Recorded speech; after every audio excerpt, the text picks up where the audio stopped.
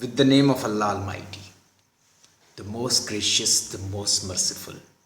Respected students, friend, follower, this is Online Academy, the ESL Academy of Linguistic and Literature. Our contact number is 030563194464. Respected students, कल हमने discuss किया ambulances by Philip लार्कन. आज हम discuss करेंगे उसी की poetry, उसी की पोइम 1914. 1914 जैसे शो करता है खुद कि ये वार से रिलेटेड है, उस एज से रिलेटेड है, यानी उस एरा से जो वर्ल्ड वार 1 का जो टाइम है उससे रिलेटेड है. वर्ल्ड वार 1 जब हुई थी तो लोग सोल्जर्स ने अपने कंट्रीज़ के लिए, बहुत सारे कंट्रीज़ के जो सोल्जर्स थे वो बड़े मोटिवेटेड थे. उन्होंने अपने कंट्री के लिए पोइम्स लिखी, अपने कंट्री को डिफेंड करने के लिए.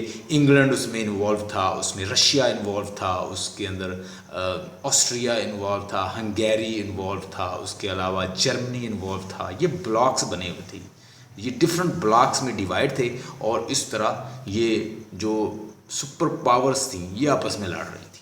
यानी बड़े पावरफुल कंट्रीज जो थे वो कन्फ्रंटेड थे in front of each other, they were fighting with each other. उन्होंने अपने ब्लॉक्स क्रिएट कर लिए थे. ब्लॉक कैसे थे कि अगर ए का बी के साथ डिफेंस कोई ट्रीटी है तो वो एक दूसरे को डिफेंड करने के लिए, मिसाल के तौर पर ए का बी के साथ डिफेंस ट्रीटी है तो लड़ाई सी के साथ है, तो वो उसके बाद यानी सी ने अगर हमला किया है तो वो क्या करेंगे, वो एक दूसरे के साथ अलायंस बना के लड़ेंगे. और इसका आगे सी का आगे डी के साथ है, डी का आगे एफ के साथ है, जी के साथ है, एच के साथ है. इस तरह डिफरेंट कंट्रीज़ जो हैं एक दूसरे के साथ ट्रिपल इंटांट और इस तरह ट्रिपल इंटांट और डिफरेंट कॉन्ट्रैक्ट्स ट्रीटी में एक दूसरे से जुड़े हुए थे और एक दूसरे की वजह से लड़ रहे थे. सबसे जो मेन उसमें थे कंट्रीज़, उसमें जर्मनी था, जर्मनी के साथ ऑस्ट्रिया था और उसके अलावा जापान भी साथ शामिल हुआ. फ्रांस, पोलैंड, इंग्लैंड, रशिया, ये अलायंस बना.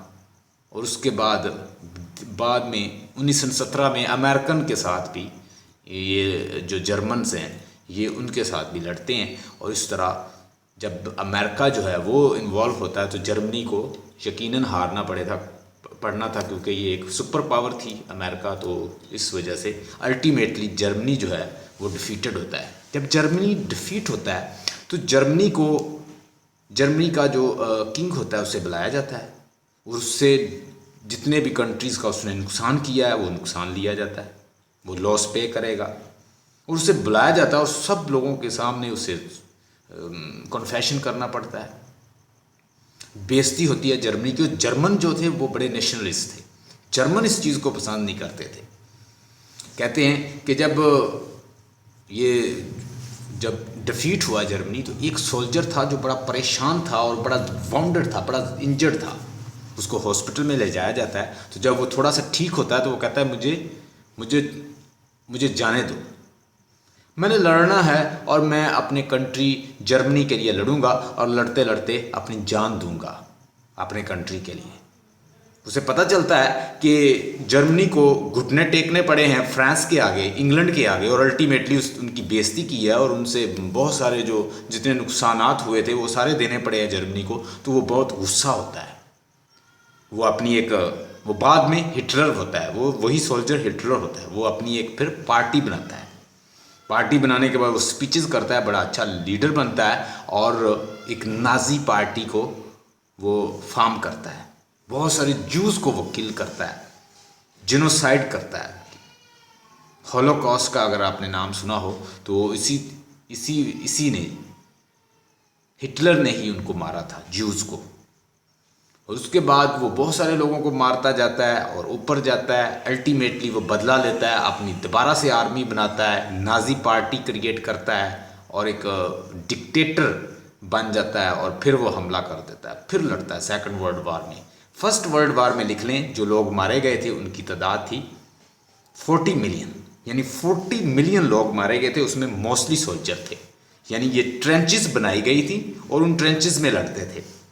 यानी फाइट जो थी काफ़ी हद तक कन्फाइंड थी कहाँ तक, सोल्जर्स तक. बहुत सारी कैजुअलिटीज़ भी हुई, 40 मिलियन लोग मारे गए. सेकंड वर्ल्ड वार में कहते हैं 70 to 80 मिलियन लोग मारे गए।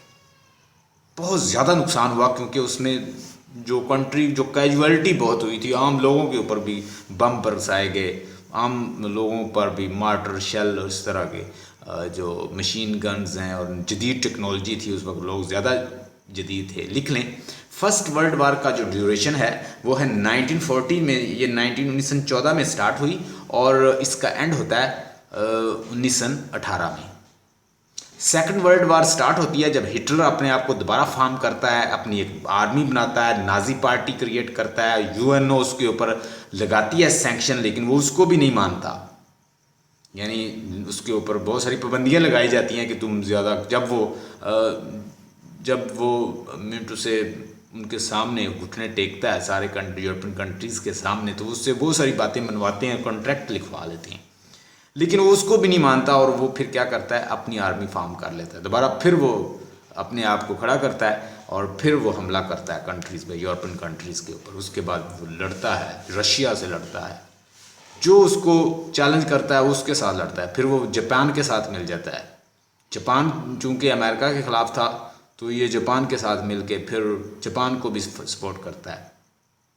तो इस तरह हिटलर जो है अल्टीमेटली हर साइड से फिर उसे मार पड़ती है। वो रशिया पे, जो रशिया के साथ लड़ने का जो उसने डिसीजन लिया वो रॉन्ग था, क्योंकि रशिया का जो इलाका इस तरह का था कि वो जर्मन के लिए अच्छा नहीं था, सूटेबल नहीं था।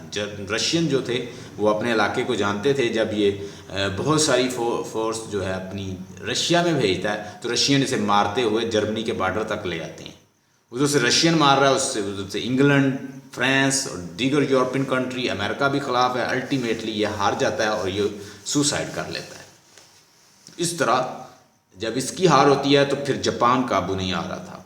अमेरिका ने एक प्लान डिवाइस किया कि किस तरह से जापानियों को रोका जाए, तो वो जापान के ऊपर फिर हिरोशिमा और नागासाकी पे वो न्यूक्लियर बम गिराते हैं, उससे फिर वो डिफीटेड होते हैं जापानी भी।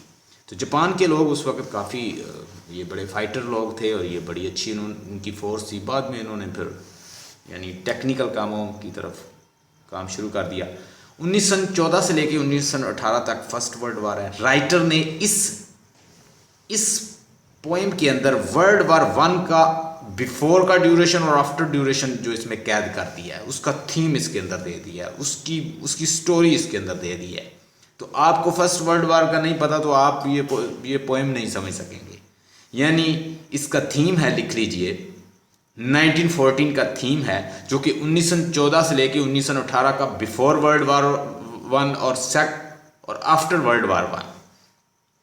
वर्ल्ड वार 1 के पहले क्या सिचुएशन थी, उसके बाद में क्या सिचुएशन थी इंग्लैंड की, राइटर ने उसको रिफ्लेक्ट किया है अपनी पोएम के अंदर।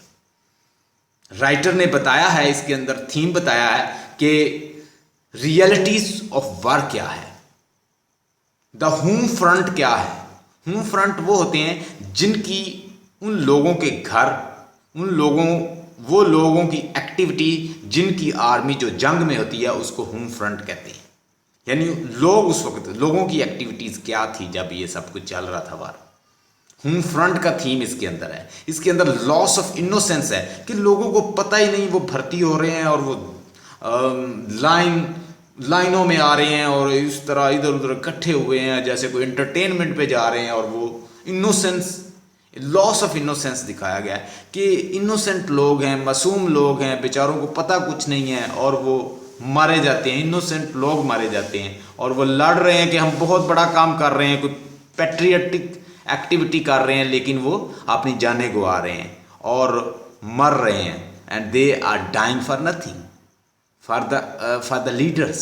इनफैक्ट वो लीडर्स के लिए मार रहे हैं। ये तो लीडर्स की जंग थी।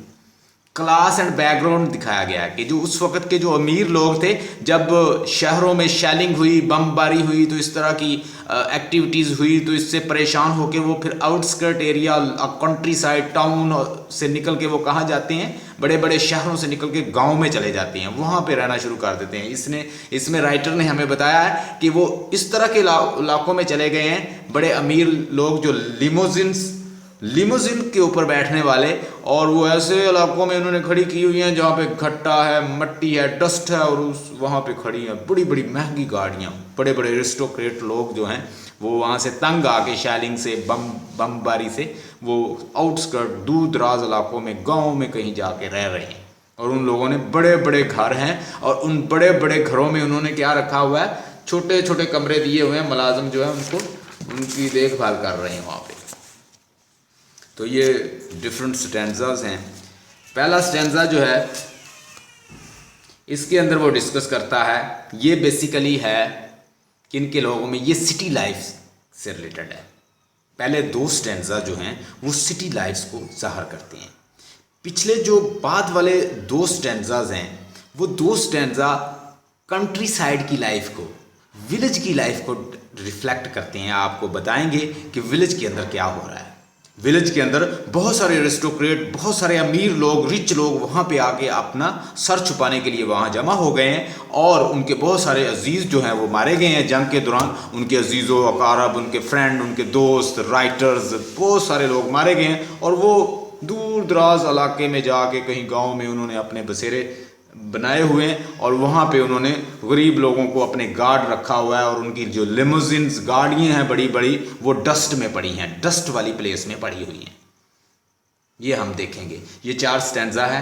पहले स्टैंजा के अंदर डिस्कस करता है, वो बताता है कि बहुत बड़ी लाइन है, अनइवन लाइन है और उसमें बहुत सारे लोग खड़े हैं, बड़े बड़े सब्र से खड़े हैं, बड़ी तहम्मुल मिजाजी से खड़े हैं और वो क्या कर रहे हैं, उन्होंने दे वर स्ट्रेच्ड आउटसाइड, वो बाहर तक फैले हुए हैं। क्या कर रहे हैं, ओवल्स और वेला पार्क्स, ये जैसे ये ना ये एंटरटेनमेंट के लिए ये दो गार्डन्स हैं, कोई बड़े बड़े गार्डन्स हैं, बड़ी बड़ी प्लेस हैं सिटी में। और ये वेला पार्क और ओवल जो हैं ये बड़े बड़े पार्क्स हैं, यहाँ पे लोग एंटरटेनमेंट के लिए इकट्ठे होते हैं। तो वो अपने आप को ऐसे समझ रहे हैं कि जैसे वो कहीं पार्क में आए हुए हैं और उन्होंने बड़ी बड़ी हैट पहनी हुई है और सन में जो उन्होंने, पुराने लोग हैं, एंशियंट लोग हैं, आर्केक फेस का मतलब होता है पुराने बूढ़े लोग हैं और उन्होंने बड़ी बड़ी मुस्टैश रखी हुई हैं। उन मुस्टैश से क्या हो रहा है, उनकी जो जब सूरज पड़ रहा है तो वो चमक रही हैं। Grinning as if they were, grinning का मतलब होता है खुशी, grinning as if it were all an August bank holiday, lark होता है खुशी। वो ऐसे वहां पे यानी खुशी का इजहार कर रहे हैं। ये सारे लोग भर्ती होने आए हैं। मैं आपको जस्ट उसका ना थीम और उसका सेंट्रल आइडिया बताता जाता हूँ, फिर उसके बाद लाइन टू लाइन करूँगा। आप सुन लें, थोड़ी सी कॉम्प्लेक्स है, समझ आ जाएगी आप। यानी पहली लाइन में ये, पहले स्टैंजा के अंदर ये है, बहुत सारे लोग हैं, बहुत सारे पीपल हैं और वो इंग्लैंड के अंदर वो जमा हो गए अपने कंट्री के लिए, लड़ने के लिए, भर्ती होने के लिए आ रहे हैं, लाइन बाय लाइन आ रहे हैं और अपने आप को ऐसे शो कर रहे हैं जैसे कोई विला पार्क या कोई ओवल।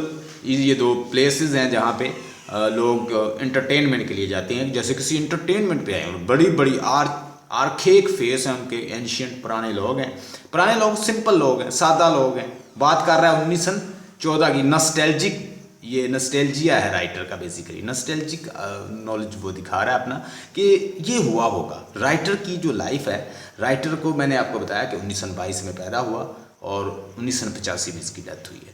तो ये 4 साल बाद पैदा हुआ है। फर्स्ट वर्ल्ड वार जब हुई है तो उसके 4 साल बाद पैदा हुआ है, यानी वो 1914 में हुई है तो ये 1922 में पैदा हुआ है। तो इसने अपने अबावजदाद से डेफिनेटली सुन रखा होगा कि वर्ल्ड वार 1 में क्या क्या हुआ था, उसी इंग्लैंड का रहने वाला था। तो इस तरह इसने बहुत कुछ सुन रखा है। ये उसके ऊपर रिफ्लेक्शन देता है, नॉस्टैल्जिया शो कर रहा है कि ये हुआ होगा, यानी उस दौरान ये हुआ होगा।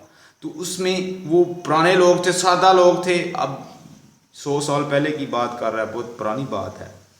तो अब उस वक़्त के लोगों के बारे में बात कर रहा है कि वो क्या किया होगा उन्होंने। जब फर्स्ट वर्ल्ड वार हुई होगी तो फर्स्ट वर्ल्ड वार में लोग यानी कैसे रहते थे, मुस्टैश उनकी बड़ी बड़ी हैं और वो सन से चमक रही हैं, रोशनी से, सूरज की रोशनी से, और खुशी का इजहार कर रहे हैं कि जैसे कि वेला पार्क या किसी पार्क में एंटरटेनमेंट के लिए आए हुए हैं और वो उसको हॉलीडे, अगस्त बैंक हॉलीडे लार्क उसे शो कर रहे हैं उस सिचुएशन को, जहाँ पे वो बेसिकली वो इतने मासूम है, उन्हें पता ही नहीं उनके साथ बनने क्या जा रहा है। They are going to die, they will fight and ultimately they will die. Germany उस वक्त बड़ा पावरफुल कंट्री था, उसने बहुत सारे कंट्री को रौंद दिया था, पोलैंड पे कब्जा किया, साथ वाले कंट्री, छोटे मोटे कंट्रीज़ पे सब पे कब्जा कर लिया।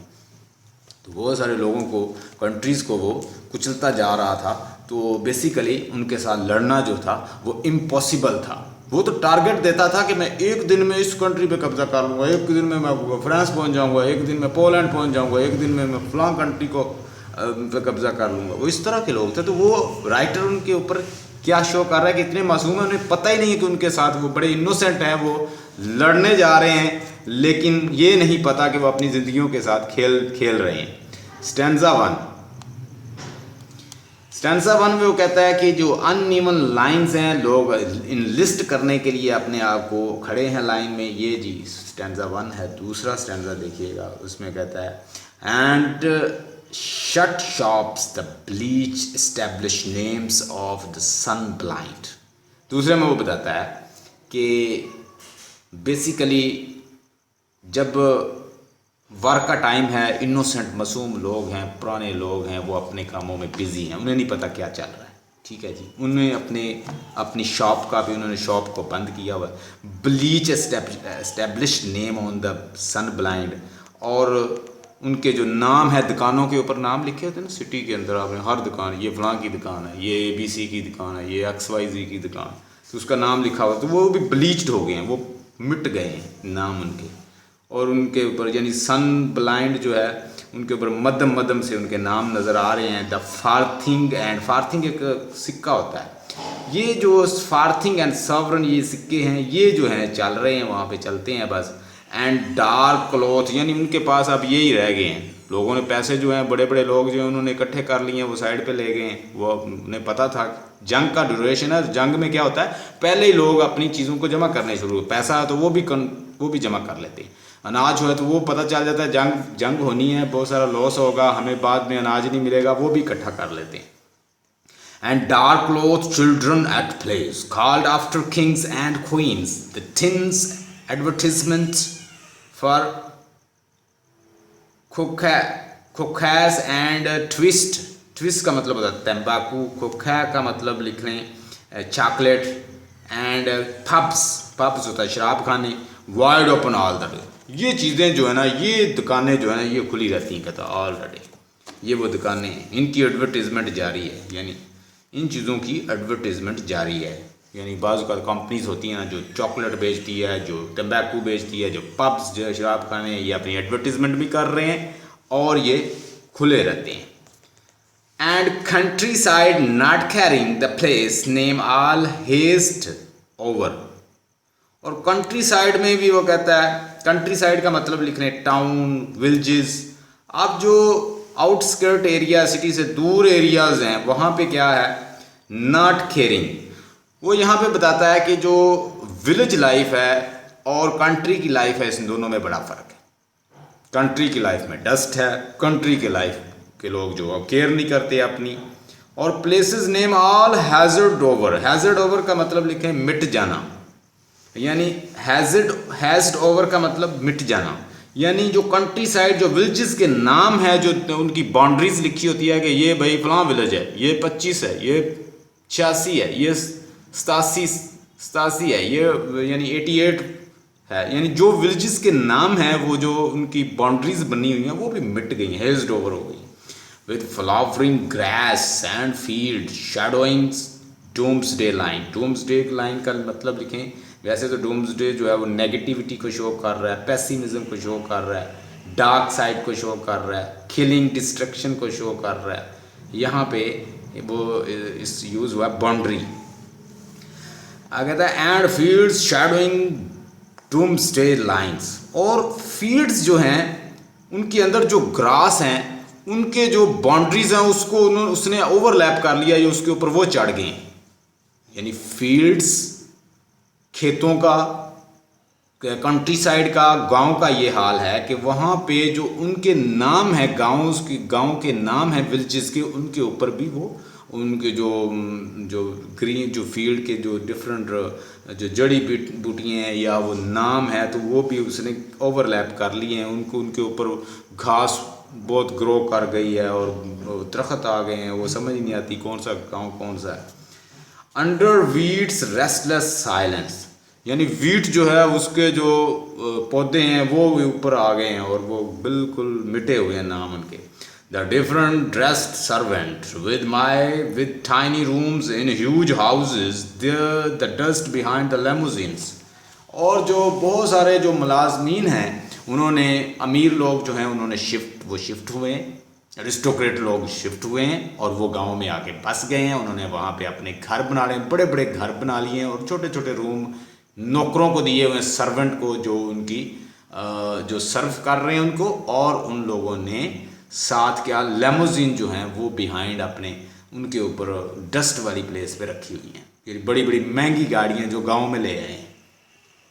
अब देखें कैसा नक्शा खींचता जा रहा है।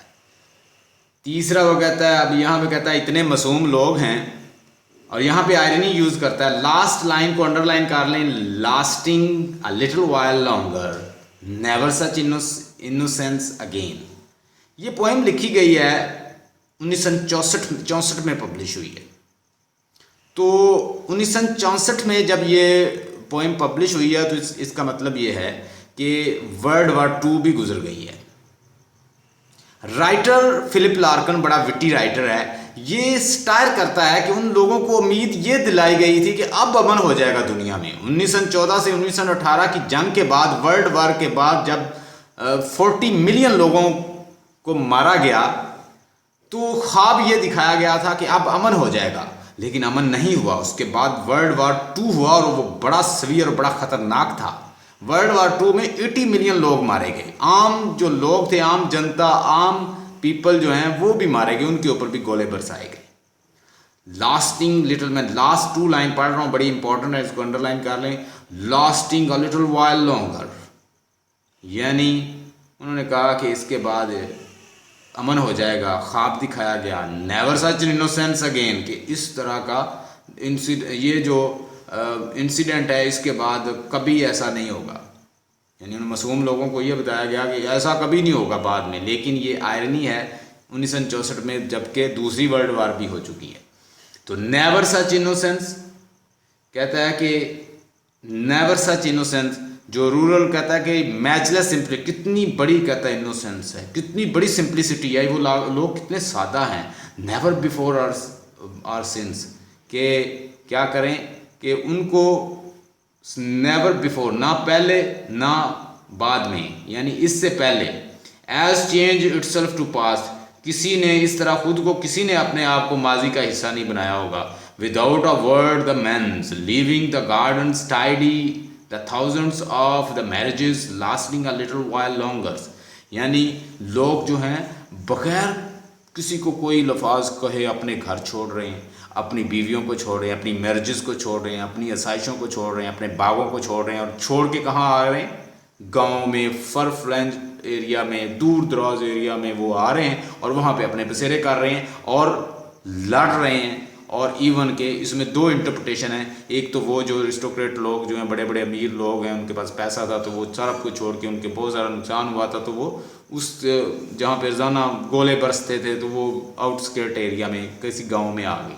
ठीक है, कोई बंदा, वो पीछे गार्डन छोड़ आए थे तो वो कहता है जी गार्डन जो है ना वो सारे बाद में कोई उनकी रखवाली करने वाला नहीं था, कोई उनके पीछे नहीं था। लीविंग द गार्डन टाइडी, अपनी टाइडी गार्डन जो है वो छोड़ कर आ गई। द थाउजेंड्स ऑफ मैरिजेस, अपनी मैरिजेस को, डेफिनेटली जब कोई सोल्जर लड़ने जाता है तो मैरिजेस जो हैं वो भी ख़त्म हो जाती हैं, उनकी ज़िंदगियाँ ख़राब हो जाती हैं, वो मारे जाते हैं वहाँ पे।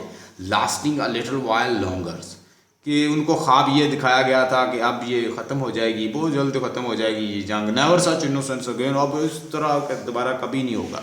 लेकिन इट इज़ आयरनी। देखें जी, अब हम लाइन टू लाइन ट्रांसलेट करते हैं, ज़रा देखते जाएं। 1914 से लेके 1980 तक 40 मिलियन लोगों की डेथ हुई। 2 ब्लॉक बने थे। Block number 1 Britain, France, Russia और बाद में अमेरिका शामिल हो गया, क्योंकि जर्मनी ने अमेरिका को भी चैलेंज कर दिया था। अमेरिका 1917 में शामिल हुआ था। अमेरिका का शामिल होना था, जर्मनी हारना शुरू हुआ। Block number 2 Germany, Japan, Austria. ठीक है जी। इसके अलावा फिर जो इनके आपस में जो ट्रीटी थे, फिर लोगों को और एक्सटेंड करते गए, इसीलिए से वर्ल्ड वार 1 का नाम दिया। ठीक है जी। अब राइटर ने इस वर्ल्ड वार 1 को इसके अंदर शो किया है, नॉस्टैल्जिया अपना शो किया। ज़रा देखिएगा। दोज लॉन्ग अनइवन लाइन्स, कहता है ये लंबी बेतरतीब लाइनें, स्टैंडिंग एज पेशेंटली, और ये ऐसे कहता है सब्र से खड़े हैं। ये वो लोग हैं जो भर्ती होने आए हैं, इन लिस्ट करवाने आ रहे हैं कि मुझे शामिल कर लो, मैं अपने कंट्री के लिए लड़ना चाहता हूं, मरना चाहता हूं, सेक्रीफाई करना चाहता हूं, मैं पैट्रियोटिक फीलिंग रखता हूं, I am a patriot, I want to fight my own country England, I want to fight for it, for this country, I want to sacrifice my life, please enlist me, मुझे enlist करो, मैं अपने country के लिए लड़ने आया हूं। और इतनी लाइंस बन गई हैं नौजवानों की कि नौजवान जो हैं अपनी जानें निछावर कर रहे हैं और लड़ रहे हैं अपने कंट्रीज़ के लिए, चाहे वो इंग्लैंड हो, जर्मनी हो, फ्रांस हो, पोलैंड हो, टर्की हो, या जापान हो, या इसके अलावा दीगर कंट्रीज़ जो हैं, जो उसके अंदर अमेरिका हो, ये सारे कंट्री जो हैं आपस में लड़ रहे थे। Those long uneven lines, ये बेतरतीब लाइनें, स्टैंडिंग एज पेशेंटली, बड़े सब्र से खड़े हैं, as if they were stretched outside, और ऐसे लगता था जैसे ये बाहर लाइनों से भी बाहर निकल गए हैं, यानी बहुत ज्यादा तादाद है। स्ट्रेच का मतलब होता है फैलना, आउटसाइड, बाहर तक फैले हुए हैं। Ovals are the villa parks, villa parks या ओवल, ये बहुत बड़े एंटरटेनमेंट के जो मकामात हैं। The crowns of the hats, और उन्होंने बहुत बड़ी उनकी बस हैट्स नजर आ रही है, इतने लोग इकट्ठे हुए हैं कि वो उनकी हैट्स नजर आ रही हैं। The sun on moustache archaic face, और उनके पुराने एंशियंट फेसों के ऊपर, फेस के ऊपर, या उनके पुराने एंशियंट जो फेस हैं, चेहरों के ऊपर क्या पड़ रही है? सूरज की जो धूप है वो पड़ रही है, उससे वो चमक रही है। Grinning as if it were all an August bank holiday. Lark, lark का मतलब देखिए खुशी, ग्राइनिंग का मतलब होता है मुस्कुराना, ऐसे बंदा थोड़ा सा मुस्कुराता है किसी के, और उनके चेहरे मुस्कुरा रहे थे कि जैसे वो किसी अगस्त बैंक हॉलीडे की खुशी में आए हुए हैं, कोई हॉलीडे है बैंक की तो उसकी खुशी मना रहे हैं, या ऐसे उनके चेहरे मुस्कुरा रहे थे। राइटर ने फर्स्ट वार स्टार्ट हुई है, लोग भर्ती हो रहे हैं और जौक दर जौक आ रहे हैं, लाइनें बनी हुई हैं, भर्ती हो रहे हैं। राइटर कहता है कितने मासूम लोग हैं, अपनी जानें निछावर कर रहे हैं, मर रहे हैं, विदाउट रीज़न मर रहे हैं, लीडर्स जो हैं उनको मार रहे हैं, और वो अपनी पैट्रियटिक फीलिंग जो है, वो अपने आप को पैट्रियट शो करने के लिए मासूम लोग जो हैं वो मर रहे हैं। वो कह रहा है जी कैसे मरने के लिए तैयार है। एंड द शट शॉप्स, दुकानें सारी कहता है बंद हैं। The bleached establish name on the sun blinds, और उनके जो नाम हैं वो मिट चुके हैं उन शॉप से, उन शॉप्स के जो नाम हैं उस सिटी के अंदर जहाँ पे ये सब कुछ हो रहा है उस पे नाम मिट चुके हैं, और मदम मदम दिखाई दे रहे हैं नाम। सन ब्लाइंड का मतलब मदम मदम दिखाई दे रहे।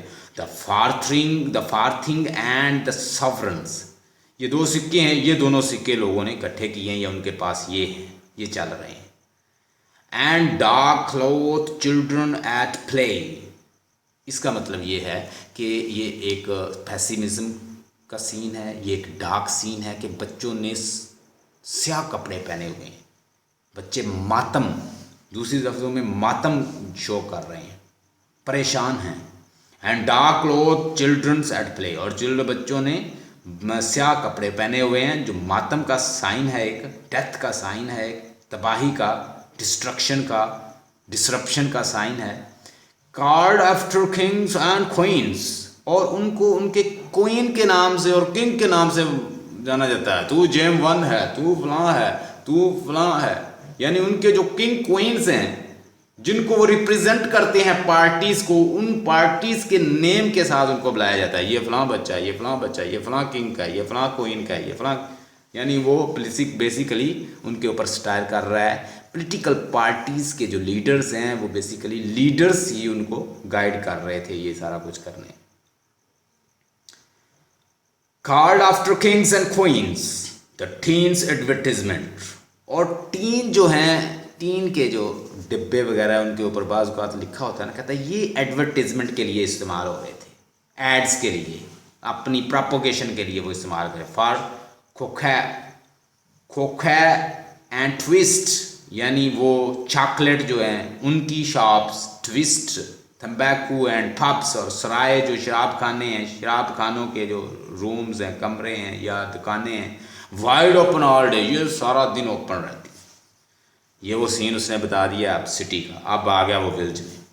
And the countryside are not caring, और कंट्री साइड कहता है वो ना तो वो केयर करते हैं, और बिल्कुल कंट्री में और विलेज लाइफ में यहाँ बताएगा दोनों में बड़ा फ़र्क है जी। And the countryside not caring, और कहता है कंट्री साइड जो है वो बिल्कुल ख्याल नहीं करते, या उसमें वो बड़े लापरवाह से लोग हैं, बड़े मासूम से लोग हैं। वो क्या करते हैं, the place name all hissed over, उनके नाम जो हैं वो भी मिट गए हैं, उन गाँव के, उन कंट्रीज़ के, उन कंट्री साइड एरियाज़ के जो नाम हैं उनकी कोई शनाख्त ही नहीं रही। With flowering grass and the field, कहता है मैदानों में उनके जो नाम हैं, फ्लावरिंग ग्रास, उनके ऊपर घास चढ़ा हुआ है, फ्लावर्स ग्रो हो गए हैं। शैडोइंग्स डोम्स डे लाइन्स, और उनकी जो हद बंदियाँ हैं वही उनको भी उन्होंने कवर कर लिया है। अब ये जो पौधे हैं उनके ऊपर वो चढ़ गए हैं, पता ही नहीं चलता कौन सा कंट्री, कौन सा गांव, कौन सा है। अंडर वीट रेस्टलेस साइंस, और उनको ढांप लिया है किसने, वीट के दरख्तों ने, वीट ने। द डिफरेंटली ड्रेस सर्वेंट, और मुख्तलिफ कहता है वर्दियों में, मुख्तलिफ यूनिफॉर्म में मलबूस, with tiny rooms in huge houses, वो रहते हैं, उनके गार्ड जो हैं वो रहते हैं छोटे छोटे घरों में, और छोटे छोटे बड़े बड़े मकान है उसमें, छोटे से रूम में वो रहते हैं उनके गार्ड। द डस्ट बिहाइंड लैमोजिन्स, और जो अमीर लोग शहरों से गाँव कंट्री साइड का जिन्होंने रुख किया है वो उनकी लैमोजिन डस्ट वाली प्लेस में खड़ी हैं। नेवर सच इनोसेंस, कहता है ऐसी मासूमियत, ऐसी मैचलेस सिंप्लिसिटी तुमने नहीं कभी notice, that come along unnoticed, जो ऐसी कहता है मासूमियत तुमने कभी नहीं देखी होगी। नेवर बिफोर और सिन, ना कभी कहता है पहले ना अब।